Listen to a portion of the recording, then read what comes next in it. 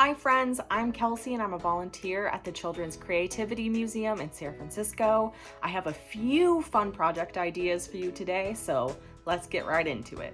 So when I take my walk during the day, what really lifts me up and makes me feel better is seeing how my neighbors have contributed art to the community, and I really want to do that too. So I came up with a few ideas on how we can all contribute random acts of art to our communities. I see a lot of my neighbors making amazing sidewalk chalk art, and I thought that could be really cool, but I don't have sidewalk chalk.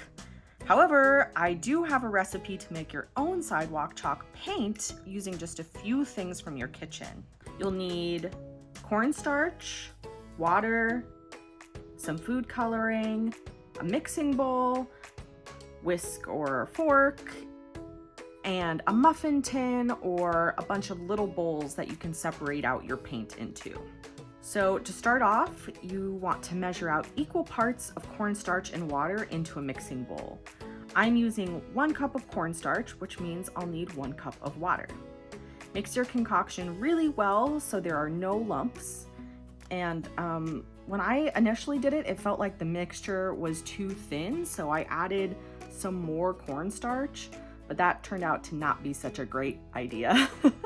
Over time, my mixture thickened so much, it turned into kind of a solid, slimy consistency rather than paint.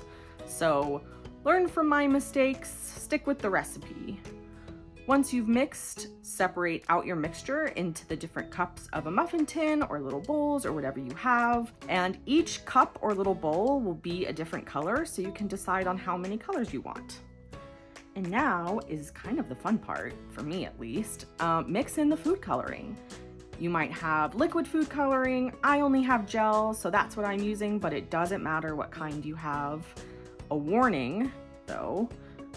Food coloring can be super potent, so start with just a couple drops and then mix, and then keep adding until you get the color you want. And then boom, your sidewalk chalk paint is ready.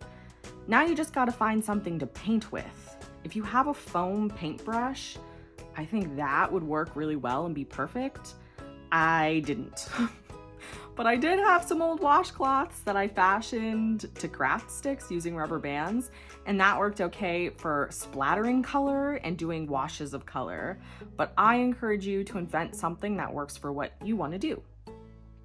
So now you can paint out a hopscotch activity for your neighbors, or maybe write words of encouragement, or even just paint out some free flow art to brighten your sidewalks. Which is kind of what I did. Since my mixture was a little on the thicker side, I splattered the paint, which was really fun, but it was nice and it added color to my sidewalk. Next up, we have rock painting poetry. I love rock painting because it's such a fun pop of color and surprise when you come across a painted rock nestled among regular rocks and leaves. And we're gonna take it one step further and make it a little more interactive for your neighbors. So for this project, you'll need rocks. I picked smaller rocks, but whatever rocks you have around your neighborhood. I think bigger rocks might be easier. It's really just what you have. And you'll also need some non-toxic paint, and the non-toxic part is key so your art doesn't cause any harm to the surrounding nature. So I'm going to start out by painting a base color on all of my rocks. They can be the same color or different colors, or you can add a pattern, really whatever you feel like. And once the base color has dried, I'm going to paint a different word onto each rock. And I didn't have a small enough paintbrush to paint the words, but I did have a pencil. So I dipped the pencil in the paint, and it worked really well to write out the words. It was kind of just like writing. It was pretty nice.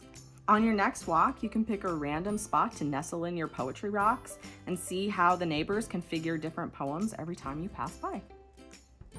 Lastly, we have nature monsters, which I like to think as little protectors to place around your neighborhood. Challenge yourself to create a monster or creature of your imagination using only natural materials like sticks and leaves and grass. You can collect some materials and engineer your monster inside your house, or you can pull over to a super safe spot outside and build with surrounding natural materials. I chose to pull over to a safe spot, and I decided to create my monster laying flat, but you can sculpt your monster so they stand upright. It might take a little persistence, but you can invent and fasten an entire team of creatures and place them around, maybe even with your painted rocks, on your next walk. So these are just a few ideas of some random acts of art that you can add to your community, but I highly encourage you to think up your own ways to brighten up your neighborhood.